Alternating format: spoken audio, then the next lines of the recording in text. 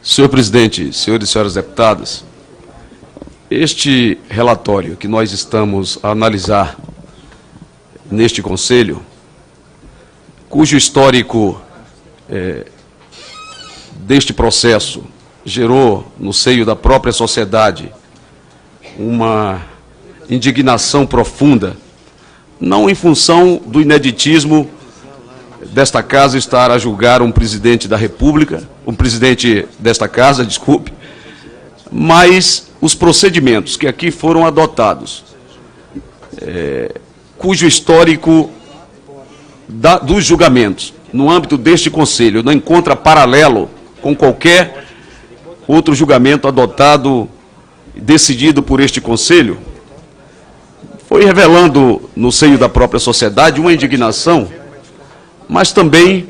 o olhar da própria sociedade sobre esta casa, sobre as manobras que aqui foram patrocinadas pelos senhores deputados que, em socorro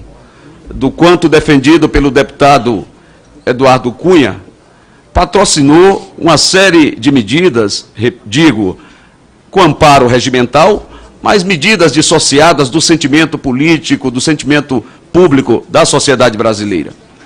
Essas medidas, desde o início e trânsito deste processo no âmbito desta comissão, se nós formos avaliar, com a defenestração, inclusive, do primeiro relator, o Pinato, que foi um ato de agressão à autonomia, um ato de agressão a este Conselho, patrocinado por aqueles que defendiam a tese do senhor Eduardo Cunha. Posteriormente, com a assunção do novo relator e a tentativa de desconstruir as teses já apresentadas na admissibilidade pelo próprio deputado relator Marcos Rogério, foi causando repulsa à própria sociedade, que não encontrou no interior desta casa, por parte dos seus parlamentares, eu poderia assim dizer, eco necessário para dar a celeridade que a própria sociedade estava a exigir deste Conselho ao ato praticado pelo senhor Eduardo Cunha.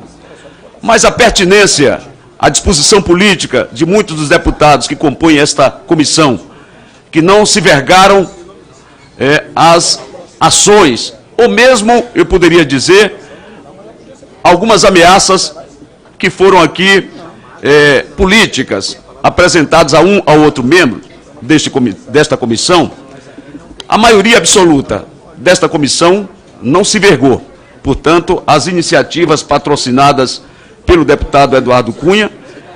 e posso lhes afirmar, em conluio até com o vice-presidente desta casa, que visava obstaculizar o pleno funcionamento deste Conselho, e que hoje nós estamos, na culminância deste processo, a analisar o substancioso relatório produzido pelo deputado Marcos Rogério. E quero, senhor presidente e senhores deputados, dizer que nesses 8 meses que nós aqui estamos analisando, debatendo as ações, ouvindo depoimentos, nós chegamos ao momento da decisão. Óbvio que esta decisão e a ação patrocinada, a denúncia patrocinada, não foi construída pelas mãos ou pelo desejo de um deputado, de um partido ou de outro partido. Ela é fruto, talvez, da soberba política daqueles que se julgavam ter tanta força capaz de fazer com que este parlamento se vergasse a sua vontade individual, que no alto da sua soberba, aqui veio fazer um depoimento, se julgando, talvez, professor de Deus, a fim de dizer que não havia, nas palavras das folhas 57, em que o deputado faz uma inquirição ao próprio presidente da casa, dizer que não havia, e que qualquer denúncia, não havia nenhum ato praticado por ele, não havia contas, nem qualquer outro recurso de qualquer natureza. Talvez uma soberba, julgando que esta casa não tivesse a capacidade, ou os órgãos de Estado tivessem a capacidade de analisar, de pesquisar e de instalar procedimentos capazes de revelar a verdade, como de fato nós estamos aqui a analisar. E, portanto, a soberba foi tamanha ao ponto de mentir, de levar esta casa, ou tentar levar os senhores deputados, né, a uma avaliação, a um procedimento em que pudesse dar a ele um salvo-conduto naquela audiência da CPI, da CPI da Petrobras. Se enganou. Naquela audiência, e já diversos deputados assim se pronunciaram, ele, inquirido pelo deputado Valdir, nas folhas 57, eu não vou aqui mais me reportar, foi claro. Ora, os fatos que foram se revelando com o avanço da Lava Jato e o alcance que ela produziu ao próprio deputado, vai dando conta de que ele, com as contas no exterior, com o nome bonito trustee, disse não ser contas dele, mas ao mesmo tempo se diz beneficiário na entrevista, né, em que ele concedeu à imprensa, não era conta dele, mas é beneficiário. E vai o próprio relatório indicando que as 4 contas, conjuminadamente, têm a movimentação direta, têm os recursos diretos e recursos, na nossa opinião, ilícito, patrocinado desta relação do deputado Eduardo Cunha com aqueles que aqui vieram denunciá-lo, inclusive o senhor Fernando Soares, de como estes recursos, que é o mais importante, como afirmou o deputado Paulo Luazzi, de como esses recursos chegaram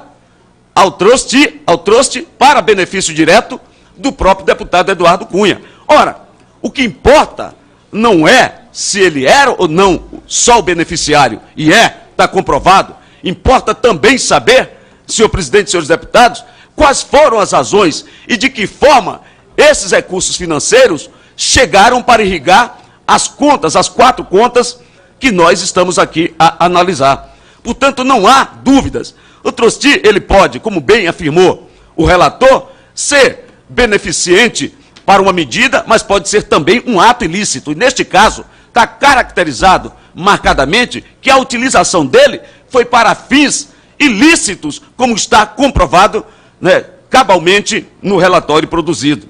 Mas mais do que isso, senhor presidente, senhores e senhoras deputadas,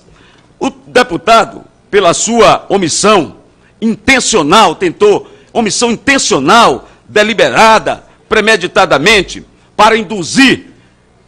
esta casa, induzir a CPI, induzir este Conselho, como tentou aqui, inclusive na defesa que veio fazer, para tentar descaracterizar, desconstruir o próprio relator que lhe inquiriu em diversos momentos, ele novamente, numa prova omissiva, intencional, deliberada, tenta fugir daquilo que é a sua direta responsabilidade no que tange, portanto, aos ilícitos praticados. E não poderia, senhor presidente, senhores deputados, ser outra, senão a conclusão, pelo apontamento feito ao relatório, que vai desde as oitivas que aqui nós patrocinamos, dissecou conta por conta,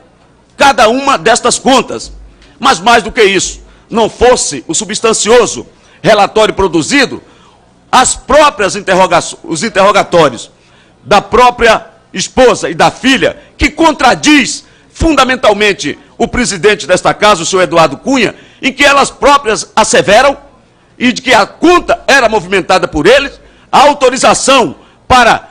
compras fartas, generosas, era patrocinada por eles, de que só ele detinha o conhecimento e o funcionamento desse trustee, portanto, ele era, além de beneficiário, era quem autorizava diretamente a movimentação e os gastos dessas contas. Portanto, não há outro juízo, senão este produzido e indicado pelo voto, senhor presidente, e para ficar no meu tempo, encerrando, dizendo que nós vamos, o PSB, como já afirmou o deputado Júlio, nós vamos acompanhar este voto, porque é o que espera a sociedade brasileira, e esta casa não pode se apequenar, não pode temer ter a sua autonomia resgatada pela posição deste Conselho, dando voto à cassação do deputado Eduardo Cunha.